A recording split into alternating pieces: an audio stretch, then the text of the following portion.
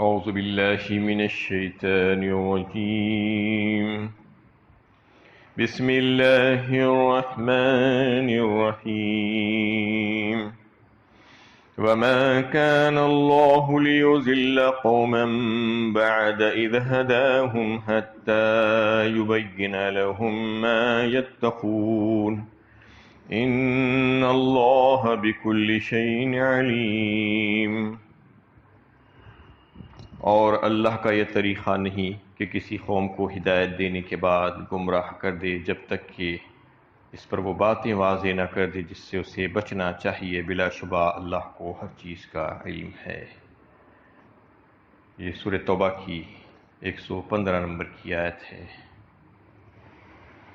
اس میں اللہ تعالیٰ فرماتے ہیں کہ اللہ تعالیٰ کسی قوم کو ہدایت دینے کے بعد اس کو ایسے ہی گمراہ نہیں کر دیتے،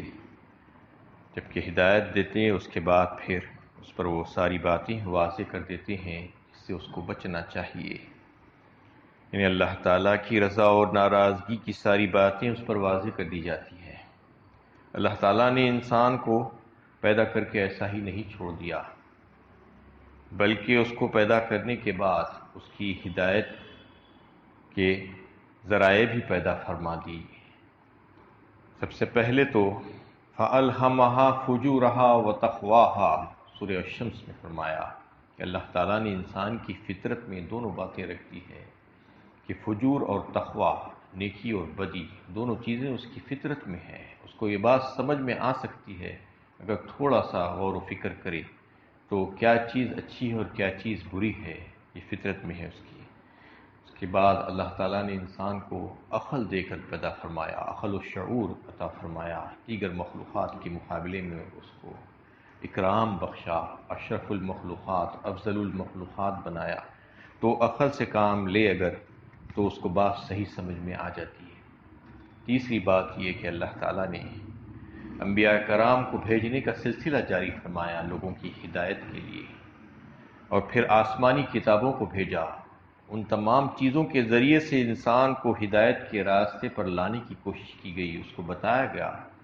کہ کون سا راستہ تمہارے لیے اچھا ہے اور کون سا راستہ برا ہے، کون سی ایسی باتیں اور ایسے کام ہیں جس کے کرنے سے تمہارا رب اور تمہارا مالک اور تمہارا مولا تم سے راضی ہو جاتا ہے اور کس سے ناراض ہوتا ہے. یہ ساری باتیں اللہ تعالیٰ نے بتا دی. اس کے باوجود بھی اگر کوئی گمراہی کے راستے پر جانا چاہتا ہے تو پھر اللہ تعالیٰ اس کو اسی پر چھوڑ دیتے ہیں. تو جیسا کہ قرآن میں مختلف مقامات پر یہ بات آئی ہے کہ اللہ تعالیٰ ہی کے ہاتھ میں ہے ہدایت اور گمراہی. وہ جسے چاہتے ہیں ہدایت سے نوازتے ہیں اور جسے چاہتے ہیں گمراہ کر دیتے ہیں. تو یہ پھر کس کو گمراہ کرتی ہیں اور کس کو ہدایت دیتی ہیں؟ ہدایت اس کو ملتی ہے جو ہدایت کا طالب ہوتا ہے، جو اس کے لیے کوشش کرتا ہے، جو چاہتا ہے کہ اس کو ہدایت کا راستہ مل جائے، جو اللہ تعالیٰ سے توفیق مانگتا ہے ہدایت کی، سیدھے راستے پر چلنے کی، تو پھر اللہ تعالیٰ اس کو ہدایت کے راستے پر چلاتے ہیں. جو ایسا نہیں چاہتا، جس کا دل مائل نہیں ہدایت کی طرف، جو اس پر آمدہ نہیں ہے ہدایت کے راستے پر چلنے کے لیے، تو پھر اس کو ہدایت مل ہی نہیں سکتی. یہی اصول ہے اللہ کے پاس. جو ہدایت کا طالب ہے، طالب ہدایت کو ہدایت یقیناً ملتی ہے. تو اس آیت میں واضح فرما دیا گیا کہ اللہ تعالیٰ نے تم پر وہ باتیں واضح فرما دی، تم کو ہدایت دی کہ تم کو کس سے بچنا چاہیے، کس سے کن کاموں کو کرنا چاہیے. یہ مسلمانوں کو تنبیہ ہے کہ اللہ تعالیٰ نے ہدایت دینے کے بعد تم پر وہ تمام باتیں بھی واضح کر دی جس سے تمہیں بچنا چاہیے. جیسا کہ اس سے پچھلی آیتوں میں یہ بات آ رہی ہے کہ تم اللہ کے دشمنوں کو اپنا دوست نہ سمجھو اور ان کے لیے دعائے مغفرت نہ کرو، خواہ وہ تمہارے عزیز و قریب ہی کیوں نہ ہو. جیسا کہ اس سے پچھلی آیتوں میں یہ بات واضح ہو چکی تھی کہ کوئی کفر کی حالت میں اگر مر رہا ہے تو پھر اس کے لیے تم مغفرت کی دعا نہیں کر سکتے، اس کی نماز جنازہ نہیں پڑھ سکتے، اس سے منع کر دیا گیا ہے. ان سری ہدایت کے بعد بھی اگر تم نے ان کی پرواہ نہیں کی تو پھر یاد رکھو کہ اللہ کا قانون ضلالت حرکت میں آ سکتا ہے اور تم گمراہی میں پڑ سکتے ہو. ان اللہ بکل شیء علیم فرمایا اس کے بعد آخر میں کہ اللہ تعالیٰ کو ہر چیز کا علم ہے، وہ سب کچھ جانتے ہیں. ان اللہ لہ ملک السماوات والارض یحیی و یمیت وَمَا لَكُم مِّن دُونِ اللَّهِ مِن وَلِيٍّ وَلَا نَصِيرٍ، یقیناً اللہ ہی کے لیے ہے آسمان اور زمین کی بادشاہت، وہی جلاتا اور مارتا ہے، اور اللہ کے سوا نہ تمہارا کوئی دوست ہے نہ مددگار۔ اس میں اللہ تعالیٰ کی بادشاہت کا تذکرہ فرمایا گیا کہ اللہ کے سوا کوئی بادشاہ نہیں ہے۔ اس زمین و آسمان کی ملکیت اللہ ہی کی ہے، لہ ملک السماوات والارض، یحیی و یمیت، وہی زندگی دیتا ہے، وہی تمہیں موت دیتا ہے۔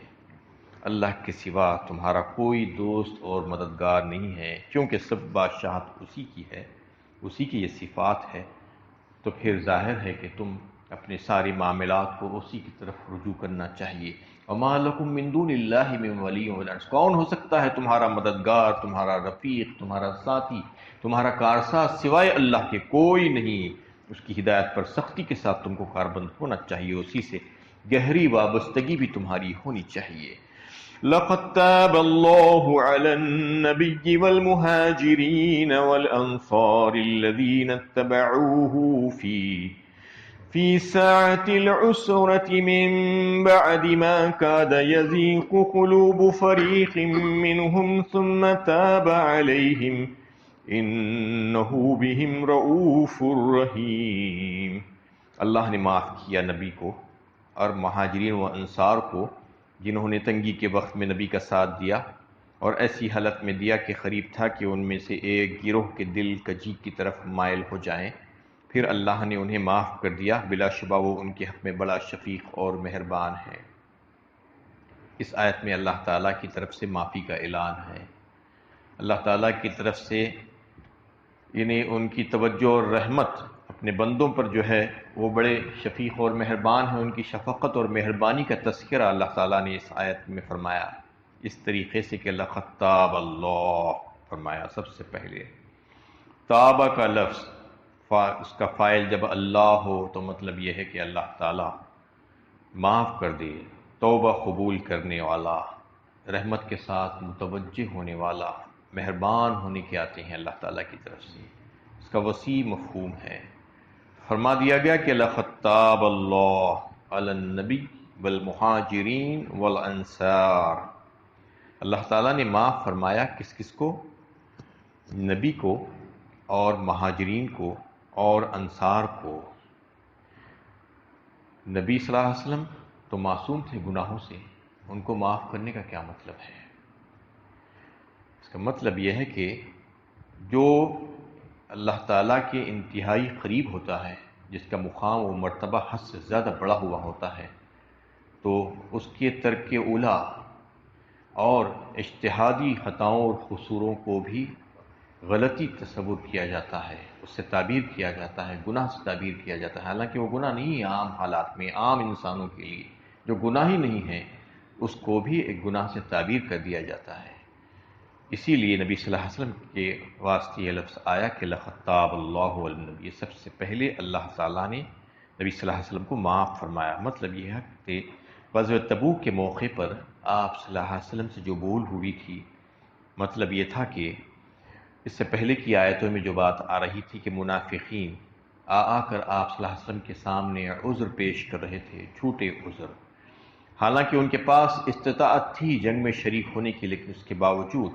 وہ جنگ میں شریک نہ ہونے کی اجازت مانگ رہے تھے آپ صلی اللہ علیہ وسلم کی، اور آپ نے ان کو محض اپنی نرم دلی اور اپنے کریمانہ اخلاق کی بنا پر اجازت دیتے جا رہے تھے۔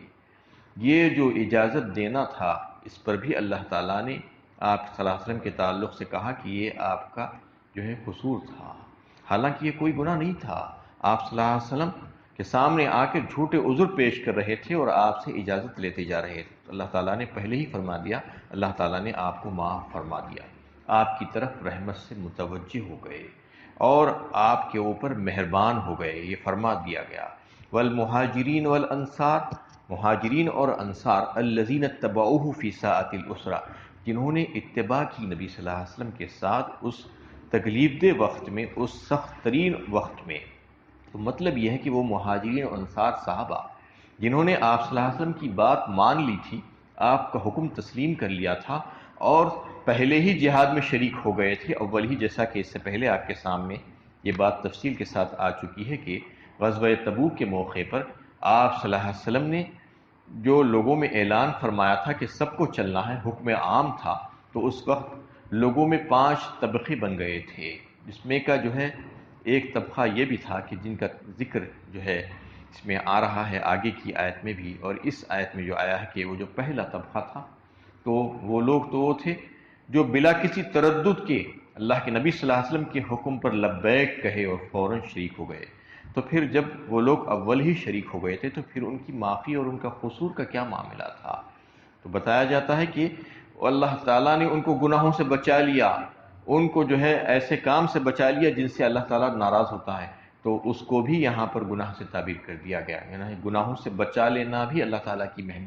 محبت اور شفقت اور مہربانی ہے۔ تو ایک بات تو یہ ہوئی، اور جو لوگ اس سے پہلے آیتوں میں بات آ رہی تھی کہ مخلص مسلمان تھے لیکن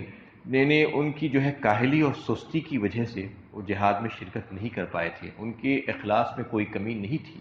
تو انہوں نے جب آ کر آپ صلی اللہ علیہ وسلم کے سامنے معافی مانگی اور اس سے پہلے ہی اپنے آپ کو ستونوں سے باندھ لیا تھا، وہ 10 حضرات تھے، اس میں سے 7 حضرات نے، جیسا ابو لبابہ رضی اللہ تعالیٰ عنہ کا ذکر اس سے پہلے آ چکا ہے، وآخرون اعترفوا بذنوبہم خلطوا عملا صالحا کہہ کر کہ انہوں نے اعتراف کیا اپنے قصوروں کا جن کے عمل ملے جلے ہوئے تھے، تو 7 حضرات نے اپنے آپ کو مسجد نبوی شریف کے ستونوں سے باندھ لیا تھا اور یہ عہد کر لیا تھا کہ ہم کو اس وقت تک نہ کھولنا جب تک کہ اللہ کے نبی صلی اللہ علیہ وسلم اپنے ہاتھوں سے آ کر ہمیں نہ کھول دیں، ہمیں معاف نہ کر دیا جائے۔ تو اللہ تعالیٰ نے ان کو معاف فرما دیا، اس کا بھی تذکرہ اس میں آ گیا ہے کہ یہ اللہ تعالیٰ نے ان تمام حضرات کو معاف فرما دیا جن سے یہ قصور ہو گئے تھے، جو مخلص مسلمان تھے لیکن سستی اور کاہلی اور غفلت کی وجہ سے ان سے یہ کام ہوا تھا۔ تو ان ساروں کی معافی کا اعلان یہاں پر کر دیا گیا، والمہاجرین والانصار الذین اتبعوہ فی ساعۃ العسرہ من بعد ما کاد یزیغ قلوب فریق منہم، کیونکہ معافی کا جو معاملہ ہے اس سے استغفار اور توبہ کا جو معاملہ ہے وہ جو ہے کوئی بھی اس سے مستغنی نہیں ہے، حتیٰ کہ نبی صلی اللہ علیہ وسلم بھی اور آپ کے صحابہ خاص بھی اس سے مستغنی نہیں اس کی حاجت سے۔ یہی وجہ تھی کہ آپ صلی اللہ علیہ وسلم نے ایک حدیث میں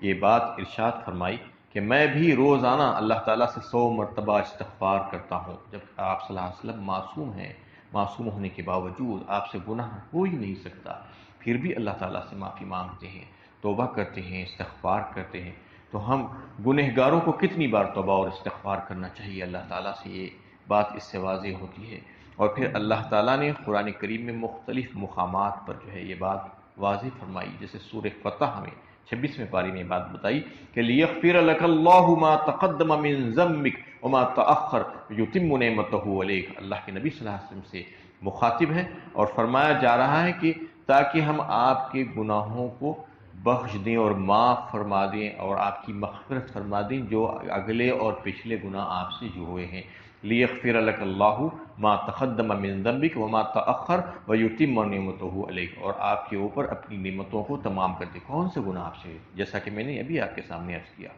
آپ سے تو کوئی گناہ ہو ہی نہیں سکتے تھے، یہی اجتہادی خطائیں۔ بعض وقت اللہ تعالیٰ وہی نہیں بھیجتے، آپ صلی اللہ علیہ وسلم کے اوپر چھوڑ دیا جاتا کہ آپ سوچ سمجھ کر فیصلہ کر لیجیے، اگر فیصلہ صحیح اور درست ہوتا تو خاموشی اختیار کر لی جاتی، اور اگر فیصلے کو بدلنا ہوتا تو اللہ تعالیٰ وہی کے ذریعے سے پھر سے اس فیصلے کو بدل ڈالتے۔ تو اس میں بعض وقت جو خطائیں ہو جاتی تھی، جیسا کہ غزوہ بدر کے جو قیدی تھے ان کے بارے میں آپ صلی اللہ علیہ وسلم نے صحابہ سے مشورہ کیا، صحابہ کرام نے یہ کہا کہ فدیہ لے کر چھوڑ دیا جائے، آپ صلی اللہ علیہ وسلم نے ان کو چھوڑ دیا، لیکن بعض صحابہ کی یہ رائے تھی جیسے کہ حضرت عمر رضی اللہ تعالیٰ عنہ، حضرت معاذ وغیرہ کی، کہ ان سے فدیہ نہ لیا جائے بلکہ کفر کو سخت سزائیں دی جائے کافروں کو، اور کفر کو مٹانے کے لیے یہ ضروری ہے کہ ان کو سب کو مار دیا جائے، قتل کر دیا جائے۔ لیکن زیادہ تر لوگوں کی رائے یہی تھی، جس پر آپ صلی اللہ علیہ وسلم وہ رائے کو قبول فرمائے، لیکن بعد میں اس پر تنبیہ کی گئی اور سخت الفاظ میں اللہ تعالیٰ نے ہدایتیں جاری کی کہ یہ کام غلط ہوا، ان کو مار ڈالنا چاہیے تھا، قتل کر دینا چاہیے، کیونکہ پہلا موقع تھا کہ وہ کافر آ کر مسلمانوں کے خلاف جٹ گئے تھے، اگر ان کو وہیں پر ختم کر دیا جاتا تو ان کی ہمتیں پست ہو جاتی تھی۔ تو ایسے اس قسم کے جو واقعات پیش آئے تھے، اجتہادی خطائیں، اس پر آپ صلی اللہ علیہ وسلم نے جو فیصلے کیے تھے، اور پھر اس فیصلے میں اگر تبدیلی کی ضرورت پیش آئی تو اللہ تعالیٰ نے اس میں تبدیلی فرمائی تو اس قسم کی باتوں کو اللہ تعالیٰ نے یہ خطائیں کہہ کر یہ فرما دیا کہ آپ صلی اللہ علیہ وسلم کو معاف کر دیا گیا ہے۔ سب سے پہلے یہ اعلان کر دیا کہ یہ چیزیں جو ہوئی تھی اس پر اللہ تعالیٰ نے گرفت نہیں فرمائی بلکہ معاف فرما دیا گیا۔ توبوا الی اللہ جمیعا ایھا المؤمنون لعلکم تفلحون فرمایا ایک موقع پر، اے مومنو سب مل کر اللہ تعالیٰ سے توبہ کرو اور معافی مانگو تاکہ تم فلاح پا جاؤ اور کامیاب ہو جاؤ۔ اس کا مطلب یہی ہے کہ اللہ تعالیٰ سے معافی مانگنے سے کوئی مستغنی نہیں ہے، سب کو معافی مانگنا چاہیے، سب کو استغفار کرنا چاہیے، سب کے سب گنہگار ہیں، کوئی یہ نہیں کہہ سکتا کہ مجھ سے کیا ہوا ہے۔ اللہ کے نبی صلی اللہ علیہ وسلم جب معافی مانگتے ہیں تو پھر ہم میں اور آپ میں کیا معاملہ ہے کہ ہم معافی نہ مانگیں؟ اللہ تعالیٰ سے معافی مانگنا چاہیے۔ اور ایک بات یہ ہے کہ ہدایت کے جو ہے راستے بہت سے ہیں اور ہدایت کے درجات بہت سے ہیں۔ اللہ کے نبی صلی اللہ علیہ وسلم جو اللہ تعالیٰ سے استغفار کرتے تھے تو اس کا مطلب یہ تھا کہ آپ مزید اللہ تعالیٰ کا قرب حاصل کرنا چاہتے تھے۔ تقرب الی اللہ کے لیے جو ہے اللہ تعالیٰ جو ہدایت کے راستے رکھے ہیں اس کو جو ہے پانے کے لیے، اس میں ترقی کے لیے اللہ تعالیٰ سے معافی مانگنا، استغفار کرنا ضروری ہے۔ یہی وجہ تھی کہ آپ صلی اللہ علیہ وسلم بھی روزانہ نماز میں جب سورہ فاتحہ پڑھتے تو اس میں یہی کہتے کہ اہدنا الصراط المستقیم، ہدایت کا راستہ مجھے دکھلا دیجیے۔ تو کیا آپ صلی اللہ علیہ وسلم ہدایت پر نہیں تھے؟ یقیناً آپ سے زیادہ ہدایت پر کون ہو سکتا ہے، لیکن اس کے باوجود آپ ہدایت مانگ رہے ہیں۔ مطلب یہ تھا کہ آپ تقرب کے مزید درجات چاہتے ہیں اللہ تعالیٰ سے۔ تو ہم کو بھی جو ہے اللہ تعالیٰ کا تقرب حاصل کرنے کے لیے اللہ سے ہدایت مانگنا چاہیے اور اللہ تعالیٰ سے استغفار بھی کرتے رہنا چاہیے۔ تو اس میں یہ جو بات بتائی کہ الذین اتبعوہ فی ساعۃ العسرۃ من بعد ما کاد یزیغ قلوب فریق منہم، جو موقع تھا وہ بہت تنگی کا موقع تھا، اس وقت ان لوگوں نے اللہ کے نبی صلی اللہ علیہ وسلم کا ساتھ دیا تھا۔ تو کون سا موقع تھا؟ جب غزوہ تبوک کا جو موقع تھا، اگر اس میں مشکلات کا اندازہ کریں تو آپ کو پتہ چل سکتا ہے کہ انتہائی سخت گرمی کا زمانہ تھا اور سفر بہت لمبا تھا، تقریباً 700 کلومیٹر کا طویل سفر، اور تنگی ایسی کہ پانی کی جو ہے شدید قلت، راستے میں کہیں کہیں پر ہی پانی مہیا تھا، اور پھر کھانے پینے کے سامان بھی جو ہے بہت ہی کم تھے۔ سواریوں کا یہ حال تھا کہ ایک ایک اونٹ پر 10 سوار بیٹھ رہے تھے باری باری۔ یہ تنگی و تکلیف اور افلاس کا زمانہ، اور پھر اس وقت جو ہے پھل پکنے کا موقع تھا، لوگ جو ہے تیاری کر رہے تھے پھل کاٹنے کی۔ یہ ساری چیزیں ہوتے ہوئے بھی آپ صلی اللہ علیہ وسلم نے جب اعلان فرما دیا کہ چلنا ہے، اور پھر مقابلہ کس سے؟ روم کی سلطنت جو سب سے بڑی طاقت تھی، سپر پاور، ایسے سخت وقت میں جو ہے لوگوں نے نبی صلی اللہ علیہ وسلم کا ساتھ دیا، اور اس کڑی آزمائش میں پورے اترے۔ جب وہ مدینہ واپس لوٹے تو وہاں رحمت الہی ان کے استقبال کے لیے موجود تھی۔ جو قصور بھی ان سے سرزد ہو گئے تھے، جو بھی غلطیاں ان سے ہو گئی تھی، اللہ تعالیٰ نے ان کو معاف فرما دیا اور ان کی توبہ قبول کر لی گئی۔ تو اس میں اس کی طرف اشارہ کر دیا گیا کہ اس کڑی آزمائش پر ان کے دلوں میں بعض وقت جو باتیں آ رہی تھی وہ کمزوریوں کی وجہ سے اس کو غالب آنے نہیں دیا، اور ان سے جو کچھ بھی کمزوریاں اور خطائیں ہوئی تھی، جیسا کہ مومنین اور مخلصین جن کا تذکرہ آیا کہ وہ 10 حضرات تھے، جن میں سے 7 نے اپنے آپ کو مسجد نبوی شریف کے ستونوں سے باندھ لیا تھا، ان کی معافی کا اعلان اس سے گزشتہ آیتوں میں جو ہے آپ سن چکے ہیں۔ اور اگلے جو 3 حضرات تھے جنہوں نے ایسا کھل کر اعتراف نہیں کیا تھا اپنے قصوروں کا، تو اللہ کے نبی صلی اللہ علیہ وسلم نے ان کا معاملہ جو ہے ایسا ہی چھوڑ دیا، اور کہا گیا کہ اللہ کے فیصلے کا انتظار کرو، اور ان سے مخاطبہ کا جو ہے حکم دے دیا گیا سارے مسلمانوں کو کہ ان سے سلام و کلام بند کر دیا جائے جب تک کہ اللہ تعالیٰ کا کوئی حکم نہ آئے۔ تو ان کی بھی معافی اگلی آیت میں جو ہے آ رہی، وَعَلَى الثَّلَاثَةِ الَّذِينَ خُلِّفُوا کہہ کر وہ 3 حضرات کو اللہ تعالیٰ نے معاف فرما دیا۔ فریق منہم ثم تاب علیہم انہ بہم رؤوف الرحیم، ان تمام کو اللہ تعالیٰ جو ہے معاف فرما دیے، ان کی طرف رحمت سے متوجہ ہوئے، بلا شبہ وہ ان کے حق میں بڑا شفیق اور مہربان ہے۔ اللہ تعالیٰ کی معافی اور ان کی رحمت کا تذکرہ اس پوری آیت میں آیا ہے۔ سب سے پہلے اللہ کے نبی صلی اللہ علیہ وسلم، اور پھر مہاجرین اور انصار صحابہ جن سے جو کچھ بھی خطائیں سرزد ہو گئی تھی، ایسے حالات میں جبکہ انہوں نے اللہ کے نبی صلی اللہ علیہ وسلم کا کہا مانا، اس کے باوجود بھی کچھ حضرات جو ہے پیچھے رہ گئے تھے، ان تمام کو اللہ تعالیٰ نے معاف فرما دیا اپنے فضل و کرم سے۔ اللہ تعالیٰ سے دعا ہے کہ اللہ تعالیٰ ہمیں صحیح علم و عمل کی توفیق عطا فرمائے۔